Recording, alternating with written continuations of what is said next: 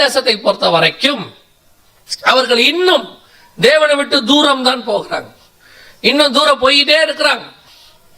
கர்த்தர் சொல்றாரு, கடைசி காலத்துல இஸ்ரவேல் தேசம் ஒரு மகா பெரிய அருவருப்பை நடப்பிக்கும் என்று கர்த்தர் சொல்றார். வெளிப்படுத்தின விசேஷம் 11ஆம் அதிகாரம் 8வது வசனத்தை வாசிங்க. வெளிப்படுத்தின விசேஷம் 11ஆம் அதிகாரம் 8வது வசனத்தை வாசிங்கள். அவர்களுடைய உடல்கள் மகா நகரத்தின் விசாலமான வீதியிலே கிடக்கும். அந்த நகரம் சோதோம் என்னும் எகிப்து என்றும், சோதோம் என்றும் எகிப்து என்றும், எகிப்து என்றும் ஞானார்த்தமாய் சொல்லப்படும். அதிலே நம்முடைய கர்த்தரும் சிலுவையிலே அறையப்பட்டார். எந்த நகரம்? எருசலேமுக்கு புறம்பே இயேசு சிலுவையிலே அறையப்பட்டார். அந்த நகரத்தை கர்த்தர் சொல்லுகிறார், கடைசி நாட்களிலே வெளிப்படுத்தின விசேஷம் 11:8 ஞானார்த்தமாய் சோதோம் என்றும் எகிப்து என்றும் சொல்லப்படும். ஏன் சோதோம் என்று சொல்லப்படுது? நம்ம எல்லாருக்கும் தெரியும் சோதோமுடைய பாவங்கள் என்னவென்று சொல்லி. சோதோம்ல 2-3 பாவங்கள் இருக்கிறது. அதுல பிரதானமா நம்ம எல்லாருக்கும் தெரிஞ்சது ஆதியாகமத்தின் புஸ்தகத்துல நம்ம வாசிக்கிறோம், ஓரின சேர்க்கையினுடைய பாவத்தை தான் நாங்க ஆண்டவர் சொல்றார், ஹோமோசெக்சுவாலிட்டியை சொல்றார், எல்ஜிபிடியை சொல்றார்.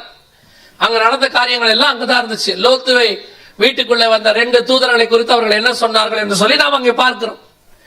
கடைசி நாட்களில் எருசலேம் அப்படி இருக்கும் என்று கர்த்தர் சொல்றார். இப்ப என்ன ஒரு பெரிய அருவருப்புன்னு கேட்டீங்கன்னா, ஒவ்வொரு பாவத்திற்கும் ஒரு ஹெட் குவார்டர்ஸ் இருக்குது, ஒவ்வொரு விளையாட்டுக்கும் ஒரு ஹெட் குவார்டர்ஸ் இருக்குது, ஒவ்வொரு விஷயத்துக்கும் ஒரு ஹெட் குவார்டர்ஸ் இருக்கிற மாதிரி இந்த குறிப்பிட்ட பாவத்திற்கு, ஹோமோசெக்சுவாலிட்டி பாவத்திற்கு எது தலைநகராக இருக்கிறது அப்படின்னு அனௌன்ஸ் பண்ணியிருக்கிறாங்க. எது அப்படின்னு கேட்டீங்கன்னு சொன்னா எருசலேமை தலைநகராக அனௌன்ஸ் பண்ணியிருக்கிறாங்க. இது எருசலேம் நடக்கிற ஊர்வலம். இது இந்த சோதோம்ல அவங்க எப்படி தெருக்களிலே வந்தார்கள் இருக்கு பாத்தீங்களா, அதே மாதிரி தெருக்களிலே நடக்கிற ஊர்வலம். இதுல இருக்கிற அத்தனை பேருமே யாருன்னு கேட்டீங்கன்னு சொன்னா இந்த அருவருப்பை நடப்பிக்கிறவர்கள். இவங்க தான் அங்க இருப்பாங்க, 1000 கணக்கில் கூடி வருவாங்க. அத்தனை அருவருப்புகளையும் தெருக்களிலே அவர்கள் நடப்பிப்பார்கள். இந்த எருசலேம் தலைநகராக 1967 தான் இஸ்ரவேலுக்கு தலைநகராக இஸ்ரவேல் கையில் அது வந்துச்சு. அதற்கு பிறகு 2018 தான் அது எருசலேம் இஸ்ரவேலுக்கு தலைநகராக மாறுச்சு. இந்த 67க்கு பிறகு உலகத்தினுடைய இந்த காரியத்திற்கு உலகத்துல வேற நாடுகள் தான் தலைநகராக இருந்தது. ஸ்பெயின் இருந்துச்சு, அதற்கு பிறகு இங்கிலாந்துல ஒரு பட்டணம் இருந்துச்சு, இப்படி ஒவ்வொரு பட்டணம் இருந்தது. ஆனா இப்போ முடிவாக எருசலேமை தலைநகராக அனௌன்ஸ் பண்ணியிருக்கிறாங்க. அதாவது தேவனுடைய நகரம் மீண்டும் சேர்த்து கொள்ளப்பட்டவர்கள் தங்கள் தேசத்திற்கு வந்த பிறகு இந்த 70 ஆண்டு காலத்துல தேவனை விட்டு தூரம் போய் கர்த்தர் அருவருக்கிற பாவம், உபாகமம் 18 இருக்கட்டும், லேவியராகமம் 18 இருக்கட்டும், ஆண்டவர் தெளிவா சொல்றாரு, இந்த பாவத்தை ஆணோடு ஆண் சம்யோகம் பண்ணுதல், பெண்ணோடு பெண் சம்யோகம் பண்ணுதல், இதை ஆண்டவர் அருவருக்கிறார்னு வசனம் சொல்லுது. புதிய ஏற்பாட்டிலையும் ரோமருக்கு எழுதின நிருபத்துல கர்த்தர் இந்த 8ஆம் அதிகாரத்துல இதை அருவருக்கிறார் என்று வசனம் சொல்லுகிறது. அப்ப மன்னிக்கணும் 1ஆம் அதிகாரத்துல. அப்படி இருக்கும் பொழுது இந்த அருவருப்பான பாவம் இப்பொழுது கொஞ்சம் கொஞ்சமாக உலகத்துக்குள்ள வந்து, அதுவும் எருசலேமுக்குள்ள வந்து அதுக்கு தலைநகராக மாறிவிட்டது. எருசலேம் என்பது தேவனுடைய தலைநகரம், தேவன் ஆளுகை செய்ய போகிற தலைநகரம். இன்னைக்கு அது எதுக்கு தலைநகரம்? அருவருப்பான பாவத்திற்கு அது தலைநகரம். கர்த்தர் அருவருக்கிற பாவத்திற்கு அது தலைநகராய் மாறிவிட்டது. இந்த பாவத்தின் நிமித்தம் கர்த்தர் மீண்டும் எருசலேமை ஒப்பு கொடுக்க போகிறார். 7 ஆண்டு காலம், குறிப்பாக 3.5 ஆண்டு காலம் அவர்கள் ஒரு சர்வாதிகாரியின் கையிலே ஒப்பு கொடுக்கப்படுவார்கள். வசனம் சொல்லுது, அவர்கள் மலைகளுக்கு ஓடி போவார்கள், எருசலேமை சேனைகள் சூழும் என்று கர்த்தர் சொல்கிறார். இப்போ கர்த்தர் சொன்னபடி துல்லியமாக இந்த அருவருப்பு, இதை சொல்லும் போது நான் இன்னொரு விஷயத்தையும் சேர்த்து சொல்ல விரும்புகிறேன். இதெல்லாம் ஒரு காலத்துல பிரசங்கம் தேவைப்படவில்லை சபைகளுக்கு, இப்பொழுது தேவைப்படுகிறது. காரணம் என்னன்னா, இந்த அருவருப்பானது சபைகளுக்குள்ளேயும் வந்துருச்சு. வெளிநாட்டுல ஃபுல்லா சபைகளுக்குள்ள இது வந்துருச்சு. சபைகள்ல வச்சு இதுக்கான திருமணங்கள் நடைபெறுகிறது. ஆணுக்கு ஆண் திருமணம், பெண்ணுக்கு பெண் திருமணம் கேட்டா சட்டப்படி செல்லும். அப்ப சபை அதற்கு ஒத்துழைக்க வேண்டும் என்று சொல்லுகிறார்கள். என்ன சொல்றாங்க? எல்லா துரைத்தனத்திற்கும் அதிகாரத்திற்கும் சபை கீழ்ப்படியணும் அப்படின்னு சொல்லி. நல்லா தெரிஞ்சுக்கொள்ளுங்க, எல்லா அதிகாரத்திற்கும் எல்லா கட்டளைகளுக்கும் அரசாங்கம் போடுகிற எல்லாத்திற்கும் கீழ்ப்படிய வேண்டும். அது வேதத்துக்கு உட்பட்டு இருந்தால் மட்டுமே. வேதத்துக்கு வெளியே இருந்தா இந்த மாதிரி அருவருப்புகள்லாம் கீழ்ப்படிய முடியாது. பாருங்க, இப்ப வெளிநாட்டுல அமெரிக்காவில் இப்படி திருமணம் செய்யலாம் என்று சட்டம் அனுமதி கொடுத்து விட்டது. இப்ப போய் ஒரு சர்ச்சில் கேட்டிருக்கிறாங்க, எங்களுக்கு திருமணம் பண்ணி வைங்க. அப்ப அந்த சபையில் இருக்கிறவர்கள் முடியாது என்று சொல்லிவிட்டார்கள். குறிப்பாக அதை ரிஜிஸ்டர் பண்ணக்கூடிய ஒரு அங்கெல்லாம் ஒரு பெண் சகோதரி முடியாதுன்னு சொல்லிட்டாங்க. உடனடியாக அவர் மேல கேஸ் கொடுத்து உடனே அவரை பிடித்து சிறைச்சாலைக்கு நீதிபதி முன்பாக கொண்டு போய் நிறுத்தி விட்டார்கள்.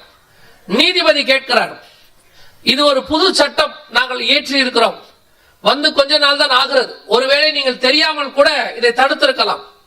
ஒருவேளை நீங்கள் இப்பொழுது ஒத்துக்கொண்டு அந்த திருமணத்தை நடத்தி வைக்க நீங்கள் ஒத்துக்கொள்வீர்கள் என்று சொன்னால் உங்களை விடுதலையாக்குவதற்கு நாங்கள் தயாராக இருக்கிறோம் என்று சொல்லி நீதிபதி சொன்னார். அதற்கு அந்த சகோதரி சொன்னார்கள், உங்களிடத்திலே நான் ஒத்துக்கொண்டு நரகத்துக்கு போவதை பார்க்கிலும் உங்களிடத்திலே சிறைச்சாலை தண்டனையை பெற்றுக்கொண்டு நான் பரலோகத்திற்கு போவதையே பெருமையாக நினைக்கிறேன் என்று சொன்னார். ஏன் இன்னைக்கு சபைகளுக்குள்ள இந்த அருவருப்பு வந்துருச்சு. அப்படியே தாண்டி கொஞ்சம் கொஞ்சமா எல்லா டினாமினேஷனுக்குள்ளேயும் வருது. ஒரு நாள் இந்தியாக்குள்ளேயும் வரும். நான் சொன்னது கிறிஸ்தவத்துக்குள்ள இந்தியாக்குள்ளேயும் வரும். ஒரு நாள் தமிழ்நாட்டுக்குள்ளேயும் வரும். ரொம்ப கேர்ஃபுல்லாக இருந்துக்கணும். சபை கர்த்தருக்கு தான் கீழ்ப்படிய வேண்டும் முதலாவது. ஏன்னா வசனமே தெளிவா சொல்லுது, பிள்ளைகளே உங்கள் பெற்றோருக்கு கர்த்தருக்குள் கீழ்ப்படியுங்கள். பெற்றோருக்கு கீழ்ப்படியும் போது கூட கர்த்தருக்குள்ளதான் கீழ்ப்படியணும். அப்பா போய் சிகரெட் வாங்கிட்டு வாங்கிட்டு வரக்கூடாது. கர்த்தருக்குள்ளதான் கீழ்ப்படியணும். அப்பா கூப்பிட்டு உன்னை போயிட்டு அந்த இடத்துல போய் அது ஒரு தப்பான கருத்தை செய்யக்கூடாது. அப்பா சொல்ற கீழ்ப்படியணும். இல்ல கர்த்தருக்குள் கீழ்ப்படியணும். அவ்வளவுதான். அப்படிதான் வசனம் சொல்லுது. இன்னைக்கு சபை மனிதனை திருப்திப்படுத்துகிறது, அரசாங்கத்தை திருப்திப்படுத்துகிறது, இன்னும் டினாமினேஷன் தலைவர்களை திருப்திப்படுத்துகிறது. ஆனால் கர்த்தரை திருப்திப்படுத்துகிற இடத்துல சபை இல்லை இன்னைக்கு. அதனால கர்த்தர் சொல்றாரு, உன்னுடைய அப்பம் உங்ககிட்டயே இருக்கட்டும், உன் காணிக்கையை நீயே வச்சுக்கோ. இன்னைக்கு புறஜாதியாரை போல கிறிஸ்தவர்களுக்குள்ளேயும் ஒரு தப்பான நோக்கம் வந்துருச்சு. என்னன்னா, எந்த தப்பா வேணாலும் பண்ணிடலாம், தசம பாகம் காணிக்கை கொடுத்தா சரியாயிரும் நினைச்சுக்கிறாங்க. எந்த தப்பா வேணா பண்ணிடலாம், ஏதாவது ஊழியத்துக்கு கொடுத்துட்டோம்னா சரியாயிரும், ஏதாவது ஊழியக்காரனுக்கு ஒரு ஆஃபரிங் கொடுத்தா சரியாயிரும், இல்லைன்னா ஏதாவது ஒரு மிஷினரிக்கு ஏதாவது அனுப்பிட்டோம்னா எல்லாம் சரியா போயிடும் நினைக்கிறீங்க. தான தர்மத்தினாலே பாவத்தை தொலைக்க முடியாது. நல்லா தெரிஞ்சுக்கொள்ளுங்க. நீங்கள் தேவனுக்கு பிரியமா இருக்க வேண்டுமானால் முதலில் நீங்கள் தேவன் சொன்னபடி வாழணும். அதோட தான தர்மத்தையும் பண்ணணும். அப்பொழுது பரலோகத்தில் உங்கள் பலன் மிகுதியாக இருக்கும். பரலோகத்துக்கே போகாம தான தர்மம் பண்ணி என்ன பிரயோஜனம்? இன்னைக்கு நிறைய பேருடைய பிரச்சனை அதுதான், அங்கதான் இருக்குது. தன்னுடைய சுய வாழ்க்கை தப்பாக வச்சுக்கிட்டு மற்றவங்களுக்கு முன்னாடி நல்ல ஒரு லாவிஷா செலவு பண்ணி அவங்களுக்கு உதவி செஞ்சுட்டா எல்லாரும் நம்மளை மன்னிச்சிருவாங்கன்னு நினைக்கிறீங்க. இல்லை, கர்த்தருக்கு பிரியமானபடி வாழ்ந்தால் மட்டுமே பரலோக ராஜ்யத்தில் பிரவேசிக்க முடியும், இல்லைன்னா போக முடியாது. அப்போ இஸ்ரவேல் ஜனங்களை போல சபையும் தூரம் போனது, இஸ்ரவேல் ஜனங்களும் தூரம் போனார்கள். இப்போ கர்த்தர் இருக்கிற பாவங்கள் அங்கே வந்து விட்டது. ஆண்டவர் சொல்றாரு, மீண்டும் இஸ்ரவேல் ஜனம் ஒரு உபத்திரவ காலத்துக்குள்ளே கடந்து போகும் என்று கர்த்தர் சொல்லுகிறார். ஒரு உபத்திரவ காலத்தை அவர்கள் சந்திப்பார்கள் என்று கர்த்தர் சொல்லுகிறார். இப்ப என்ன நடக்க போகுது, இஸ்ரவேல்ல என்ன நடக்க போகுது, மிக முக்கியமான சில அடையாளங்களை நான் உங்களுக்கு சொல்ல விரும்புகிறேன். இப்போ இஸ்ரவேலுடைய நிலைமை இதுதான். இப்ப இருக்கிற சிச்சுவேஷன் இதான் நடந்துட்டு இருக்குது. இதை காட்டிலும் இன்னும் சில காரியங்கள் இஸ்ரவேலுக்குள்ளே நடக்கும். அதான் உங்களுக்கு அடையாளமாக இருக்கும். அந்த அடையாளத்தை நீங்கள் காணும் போது நல்லா தெரிஞ்சுக்கொள்ளுங்க. அந்த அடையாளத்தை நீங்கள் காணும் போது அவர் வாசல் அருகே வந்திருக்கிறார் என்று நீங்கள் அறிவீர்கள் என்று வசனம் சொல்லுகிறது. ஏன்னு சொன்னா, நீங்க வாசிச்ச அந்த மத்திய 24 வசனம் சொல்லுது, அத்திமரம் துளிர்க்கும் போது இவைகளை எல்லாம் நீங்கள் அவர் காணும் போது, 33வது வசனம், இவைகளை எல்லாம் நீங்கள் காணும் போது அவர் சமீபமாய் வாசல் அருகே வந்திருக்கிறார் என்று நீங்கள் அறிவீர்கள் அப்படின்னு இருக்கு. இப்ப வேற என்ன நடக்கும், இஸ்ரவேலை சுத்தி என்ன நடக்க போகுது அப்படின்னு கேட்டீங்கன்னு சொன்னா கவனிங்கள். இஸ்ரவேல் புறஜாதியார் காலம் நிறைவேறும் வரைக்கும் இஸ்ரவேல் புறஜாதியாரால் மிதிக்கப்படும் அப்படின்னு இருக்கு. இப்ப இஸ்ரவேலுக்கு அடுத்து மிக முக்கியமாய் நடக்க வேண்டிய ஒரு சம்பவம், இஸ்ரவேல் தேசம் வந்துவிட்டது. இஸ்ரவேலுக்கு தலைநகராக எருசலேம் மாறிவிட்டது. கர்த்தர் சொன்னபடி மீண்டும் எருசலேம் நகரம் தலைநகராக வந்து விட்டது. இன்னும் அவர்களுக்கு நடைபெற வேண்டிய மிக முக்கியமான ஒரு விஷயம் என்னவென்று சொன்னால், எருசலேமில் தேவாலயம் வர வேண்டும். கவனிங்க, தேவாலயம் இதுதான் பழைய தேவாலயம். இஸ்ரவேல்ல இருந்த ஒரு தேவாலயம் இருந்துச்சு. இந்த தேவாலயத்தை அவர்கள் இடித்து விட்டார்கள். இதான் முன்னாடி இருந்த தேவாலயம். இந்த தேவாலயத்தை குறித்து உங்களுக்கு சொல்ல வேண்டும் என்று சொன்னால், இஸ்ரவேலிலே முதலாக சாலமோன் ராஜா தான் தேவாலயம் கட்டினார். தேவாலயத்தை கட்டின பிறகு அந்த தேவாலயத்தை நேபுகாத் நேச்சார் என்கிறதான ராஜா இடிச்சு போட்டார். அதற்கு பிறகு செருபாபேல் தலைமையிலே இரண்டாவது தேவாலயம் கட்டப்பட்டது. அந்த தேவாலயத்தை கிபி 70 தீத்து ராயன் டைட்டஸ் சீசர் டைட்டஸ் என்கிறவர் இடித்து போட்டார். இப்போ வரைக்கும் அவங்களுக்கு தேவாலயம் இல்லை. இது உலக பிரகாரமான ஹிஸ்டரி. இதுக்கு பின்னாடி இருக்கிற ஸ்பிரிச்சுவல் காரணங்கள் என்ன, ஆவிக்குரிய காரணங்கள் என்ன அப்படின்னு கேட்டீங்கன்னா, முதல் தேவாலயம் சாலமோன் தேவாலயம்.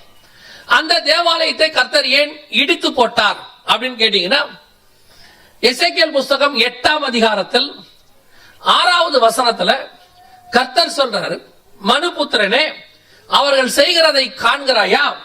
என் பரிசுத்த ஸ்தலத்தை விட்டு என்னை தூரமாய் போகும் பண்ணும்படியான காரியத்தை இஸ்ரவேல் வம்சத்தார் இங்கே செய்கிறார்கள். சபைக்குள்ள கர்த்தர் அருவருக்கிற காரியங்களை எல்லாம் இஸ்ரவேல் வம்சத்தார் செய்தாங்களாம்.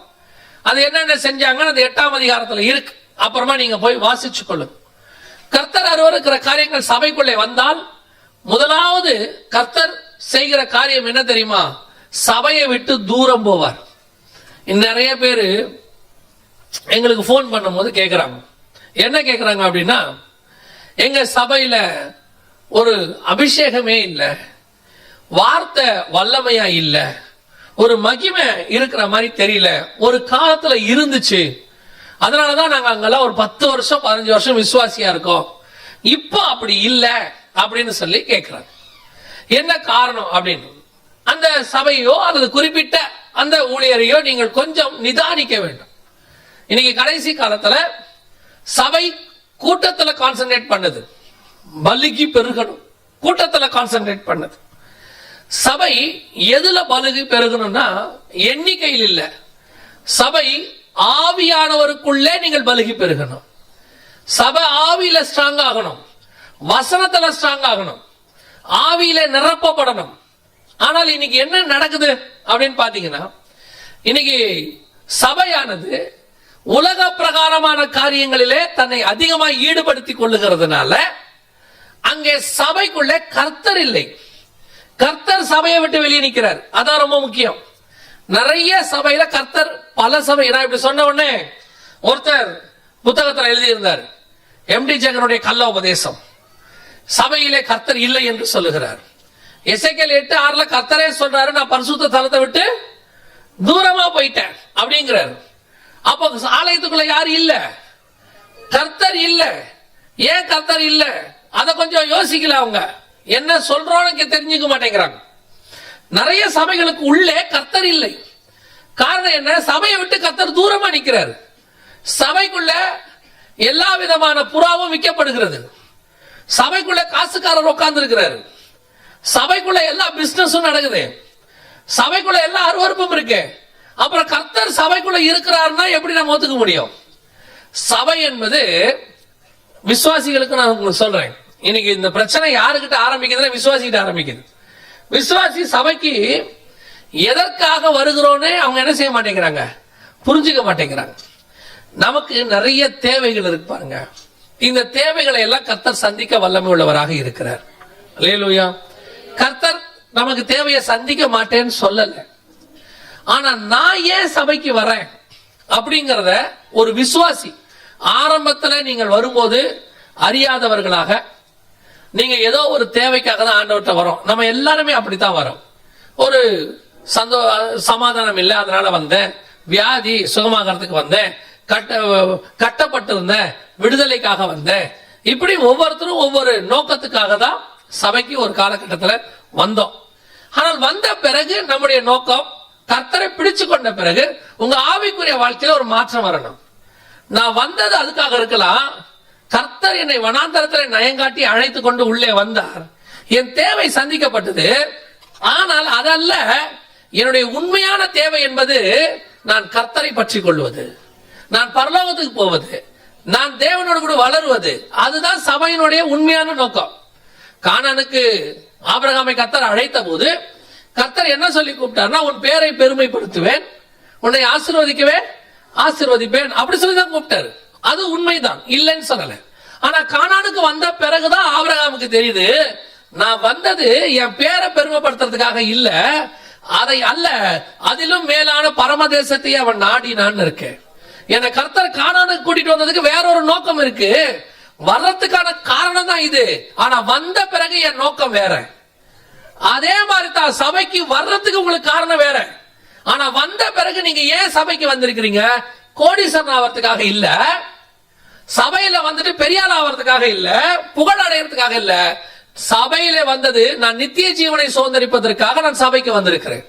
சபையை தவிர எனக்கு வேற எங்கேயும் அதை சொல்லிக் கொடுக்க மாட்டார்கள். ஏன்னா வேற யாருக்கும் தெரியாது. அதை சொல்லிக் கொடுக்கிற ஒரே ஸ்தலம் கர்த்தருடைய உங்களுக்கு தெரியணும். நீங்க இப்ப என்ன நினைக்கிறீங்க? 20 வருஷம் ஆனாலும் உங்களுடைய போக்கஸ் எது மேலேயே இருக்குது. அதுதான் ரொம்ப முக்கியம். கூப்பிடும் போது பேதுருவே 2 வலைய போடு, 2 படகு நிறைய மீன் கொடுக்கிற, எல்லாம் உண்மைதான். அவனுக்கு தேவை மீன் கொடுத்தாரு. எல்லாம் பிடிச்ச பிறகு கர்த்தர் சொல்றாரு, இதை விட்டுரு, உன்னை கூப்பிடுறதுக்கு தான் மீன். ஆனா நீ என்னை பின்தொடர்வதற்கு மீனுக்காக அல்ல, நீ என்னை பின்தொடர்வது மனுஷனை பிடிக்குவதற்காக. உன் நோக்கம் தெரியணும், எதுக்கு நான் உன்னை கூப்பிட்டேன்னு. கூப்பிடும் போது மீனை கொடுத்து தான் கூப்பிட்டேன், ஆனா கூப்பிட்டது மனுஷனை பிடிக்கிறதுக்கு. நீங்கள் சபைக்கு வந்ததுக்கு ஒரு நோக்கம் இருக்கலாம், தேவையோடு கூட வந்திருக்கலாம். ஆனால் கர்த்தர் உங்களை அழைத்தது அந்த தேவையை மட்டும் சந்திப்பதற்கு அல்ல, அதை வைத்து உங்கள் மூலமாக வேறொரு காரியத்தை கர்த்தர் செய்வதற்கு தான் சபைக்கு அழைத்திருக்கிறார். அப்ப சபைக்கு வந்த உங்களுக்கு தெரியணும், நீங்களும் எதுவிலே இருக்கிறீங்க. 20 வருஷம் ஆனாலும் பெரிய ஒரு வீடு கர்த்தர் ஒரு வேலை கொடுத்திருந்தாலும் இன்னொரு வீடு, கர்த்தர் போறதுக்கு ஒரு நல்ல வாகனம் கொடுத்திருந்தாலும் அதுல திருப்தி இல்ல, இன்னும் கொஞ்சம் பெரிய வாகனம். கர்த்தர் ஒரு 3 வேளை நல்லா சாப்பிடறதுக்கு சாப்பாடு கொடுத்தாலும் திருப்தி இல்ல, பேரம் பேத்திக்கு சேர்த்து வைக்கணும். கர்த்தர் இன்னைக்கு வாழ்றதுக்கு நல்ல வாழ்க்கை கொடுத்திருக்கிறாரு, 1 மாசத்துக்கு தேவையான மளிகை சாமான வீட்டுல கொடுத்திருக்கிறாரு, போட முடியாத அளவுக்கு ஒரு 10-15 சட்டையை கொடுத்திருக்கிறாரு. இது பத்தாது, இன்னும். அப்போ இது மட்டும் இல்ல, இதை வச்சுக்கிட்டு ஊழியக்காரனையும் நம்ம போய் கேட்கிறோம், கர்த்தர் என்ன ஆசீர்வதிக்கணுங்க, ஆசீர்வதிக்கும்படி ஜெபம் பண்ணுங்க. இப்ப என்ன சாபத்திலயா இருக்கிறோம்? இப்போ நம்ம ஆசீர்வதிக்கப்பட்டு தான் இருக்கிறோம். நமக்கு இருக்கிற எவ்வளவோ ஆசீர்வாதங்கள் உலகத்துல இருக்கிற முக்காவாசி ஜனங்களுக்கு இல்ல. கர்த்தர் உங்களை என்னையும் உட்கார வச்சு ஏசி ஹால்ல செய்தி கேட்க வச்சிருக்கிறாரு. இதுவே எவ்வளவு பெரிய ஆசீர்வாதம். அவன் உக்ரைன்ல ஊரா விட்டு ஓடிக்கிட்டு இருக்கிறான், உயிர் பழச்சா போதும்னு சொல்லி. ஆனா உங்களை என்னையும் உட்கார வச்சு செய்தி கேட்க வச்சிருக்கிறாரு. இதுவே எவ்வளவு பெரிய ஆசீர்வாதம். அப்ப போதுமன்ற மனிதனுடைய தெய்வ பக்தியே மிகுந்த ஆதாயம். அப்ப எதுக்கு நான் சபைக்கு வரேன், ஏன் ஒரு ஊழியக்காரங்க கையில ஒப்படைக்கப்படுறேன் அப்படின்னா, உங்களுக்கு தெரியணும் என்ன நித்திய ஜீவனுக்கு கொண்டு போகிறதுக்கு கர்த்தர் ஒருத்தர் கையில நான் ஒப்படைச்சிருக்கிறார். அப்படி நீங்க இருந்தாதான் உங்களை நடத்துகிறவரும் அப்படி இருப்பாரு. நீங்க அவர்கிட்ட போய் எனக்கு கோடீஸ்வரன் ஆகணும்னு, எப்படியாவது நான் சாவறதுக்குள்ள சொந்த வீட்டுல சாகணும்னா, அவருக்கும் தோணுது விசுவாசியே சொந்த வீட்டுல சாவுது, நம்ம ஒரு சொந்த வீட்டுல சாக கூடாதா? அவருக்கும் தோணுது. நீங்க கேட்டது இல்லாம அவரையும் கேட்டுறீங்க. அதான் சொல்றேன். அப்போ சபை எதுக்காக அழைக்கப்பட்டது, அந்த காரியம் உங்களுக்கு தெரிஞ்சுட்டா போதும். அதன் விளைவாக எனக்கு என்ன ஆயிடுது, உங்கள் மாம்ச தேவைகளை, மாம்ச இச்சைகளை திருப்தி பண்ற மாதிரி பிரசங்கம் சபையில வர ஆரம்பிச்சிருச்சு. இது கர்த்தர் அருவருக்கிறதான ஒரு காரியம். நல்லா தெரிஞ்சுக்கொள்ளுங்க, உங்கள் மாம்ச தேவையை பரலோகம் ரொம்ப ஈஸியா சந்திச்சுட்டு போயிடும், ரொம்ப ஈஸியா சந்திக்கும். முதலாவது தேவனுடைய ராஜ்யத்தையும் நீதியும் தேடுங்கள், பின்பு இவை யாவும் கூட கொடுக்க விடும். இதெல்லாம் எக்ஸ்ட்ரா. நீங்க சாம்பார் வச்சிருங்க, கருவேப்பிலை தானா வரும், அது தானா தூக்கி போட்டுடலாம். கருவேப்பிலை அது பெரிய விஷயமே இல்லை. ஆனா இன்னைக்கு நம்ம கருவேப்பிலையை அரைச்சி பொடி செஞ்சு அதையே தனியா சாப்பிடணும்னு நினைக்கிறோம். சாம்பாரே வேணாங்கிறோம். ஒரு சிலர் சொல்லலாம் பொடி போட்டு சாப்பிட்டுக்கலாம். அந்த மாதிரி வெறும் ஆசீர்வாதத்துக்கு பின்னாடியே போகிற ஒரு கூட்டம். இவர்கள் உங்களை பரலோகத்துக்கு நேராக நடத்த மாட்டார்கள். இவர்கள் உங்களை மாம்சத்துக்கு நேராக நடத்தி பூமியிலே உங்களை பாதாளத்துக்கு நேராக கொண்டு போவார்கள். ரொம்ப கேர்ஃபுல்லாக இருந்து கொள்ளுங்க. அதனுடைய விளைவு இன்னைக்கு என்ன ஆயிடுச்சு, சபை கள்ளர் கொகையா மாறிடுச்சு. உங்களுடைய காதுக்கு இனிய பிரசங்கம் வருது, உங்க மாம்ச தேவைகளை திருப்திப்படுத்துறது. நான் எப்பவும் சொல்லுவேன், நீங்கள் கிறிஸ்துவ கிட்ட வராக்காட்டியும் வராவிட்டாலும் வர முடியாவிட்டாலும் நீங்கள் பணக்காரனாக்க முடியும். ஏன்னா கிறிஸ்து கிட்ட வராமே எத்தனை பேர் பூமியில எப்படி இருக்கிறான்? பணக்காரனா இருக்கிறான். இன்னும் சொல்ல போனா கிறிஸ்து கிட்ட வராதவன் தான் பெரிய பணக்காரனா இருக்கிறான். நான் சொல்றது உங்களுக்கு புரியுதா? அப்ப பணக்காரன் ஆகிறதுக்காக நான் எங்க வரக்கூடாது? ஆமா, நல்ல ஃபுட்பால் விளையாடி நிறைய கோல் போட்டு நிறைய மெடல் வாங்குறவன் எல்லாம் ஆவிக்குரியவெல்லாம் இல்ல. கிரிக்கெட்ல நல்ல செஞ்சுரி அடிச்சு வேர்ல்ட் ரெக்கார்ட் பண்றவன் ஆவிக்குரியவன் இல்ல. நல்ல ஃபர்ஸ்ட் மார்க் எடுத்து ஸ்டேட் ஃபர்ஸ்ட் எடுக்கிறவன் ஆவிக்குரியவன் இல்ல. நம்முடைய நோக்கம் அதுவும் இல்ல. நம்முடைய நோக்கம் அது அல்ல. என்னுடைய நோக்கம் பரலோகத்துக்கு போகுது. அதுக்கு போற வரைக்கும் இந்த பூமியில வாழ்றதுக்கு தேவையானது என் ஆண்டவர் தருவார். அது ஃபர்ஸ்டா இருந்தாலும் தருவார், செகண்டா இருந்தாலும் தருவார், தேர்டா இருந்தாலும் தருவார், படித்தாலும் தருவார், படிக்காவிட்டாலும் தருவார், பணம் இருந்தாலும் தருவார், பணம் இல்லாவிட்டாலும் தருவார், வேலையை தருவார், வேலையில ஆசீர்வாதத்தை தருவார். அதெல்லாம் கர்த்தர் பார்த்துப்பார், எல்லாம் பார்த்துப்பார். என்னுடைய நோக்கம் என்பது வேறு. நான் சபைக்கு வர நோக்கம் வேறு. நான் நித்திய ஜீவனை சுதந்திரிக்கணும். இந்த தாட் மட்டும் உங்க மைண்டுக்குள்ள வந்துருச்சுனாலே நீங்கள் தேவனோடு கூட நடக்க ஆரம்பித்து விடுவீர்கள். ஏன் சபையை இடிச்சாரு?